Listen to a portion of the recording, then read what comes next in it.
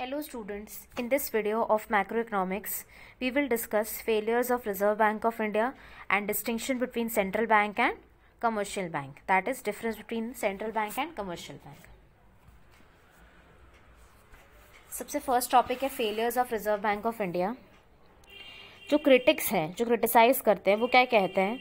RBI has not fulfilled the desired goals. जो भी RBI को बनाने के डिज़ायर्ड गोल्स थे उसे फुलफिल नहीं कर पाई RBI. It has failed on many fronts. बहुत सारे एरियाज में आरबीआई फेल हो चुकी है.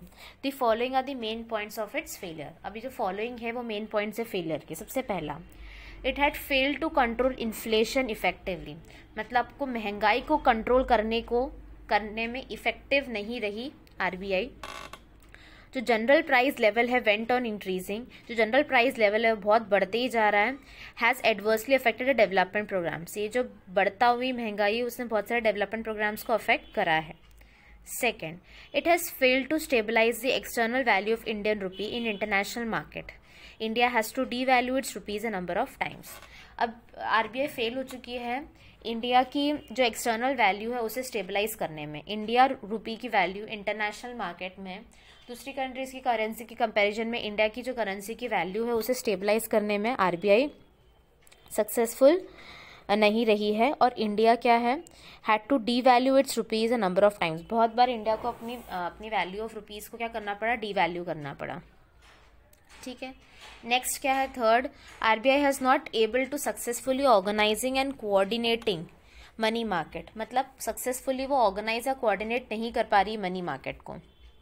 Next, it has failed to supervise properly the various credit agencies, cooperative societies, small banks and indigenous bankers.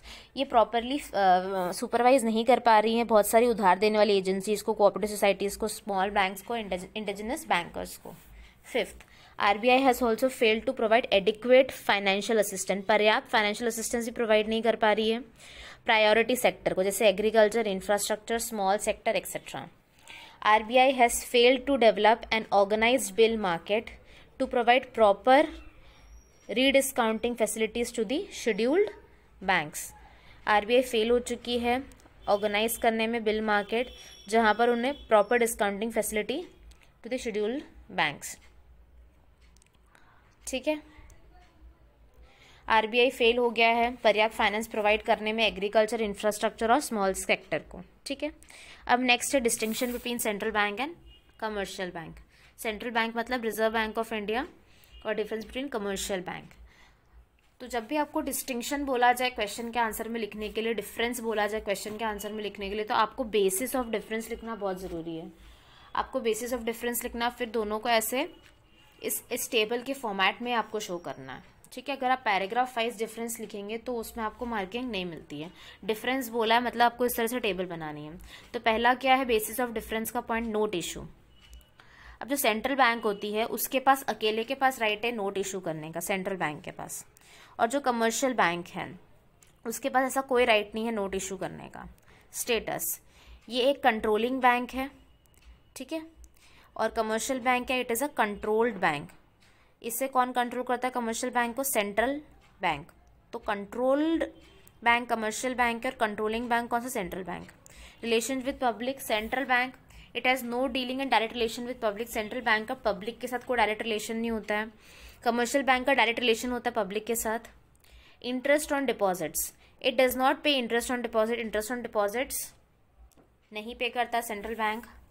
Commercial bank interest pay करता on deposit. Granting of loan, it grants loan to bank and government.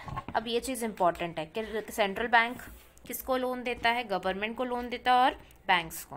और commercial bank public को loan देता है. 6 point है motive.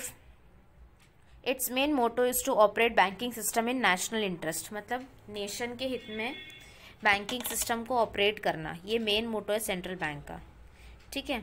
Commercial bank it operates in its activities for earning profit. ये activity इसलिए करता है जिससे ये प्रॉफिट कमा पाए. Government transaction, it is banker to government and transacts government's business. ये बैंकर है गवर्नमेंट का और बिजनेस ट्रांजेक्शन्स किसके करता है? ये गवर्नमेंट के.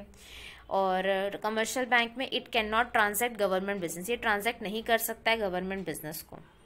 ठीक है.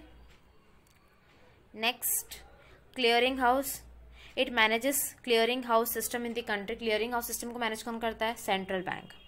Where RBI has no branch, जहाँ पर आरबीआई की कोई ब्रांच नहीं होती। तो State Bank of India perform its function. State Bank of India किस तरह से काम करेगा? क्लियरिंग हाउस की तरह, ठीक है। और commercial bank it does not perform this function. Clearing house का फंक्शन कमर्शियल बैंक्स परफॉर्म नहीं करते हैं। I hope that to this video you have understood the topic, that is failures of RBI and distinction between central bank and commercial banks। इस chapter से related question answers मैं document section में डाल दूंगी, तो आप इसको कॉपी में लिख सकते हैं। Thank you.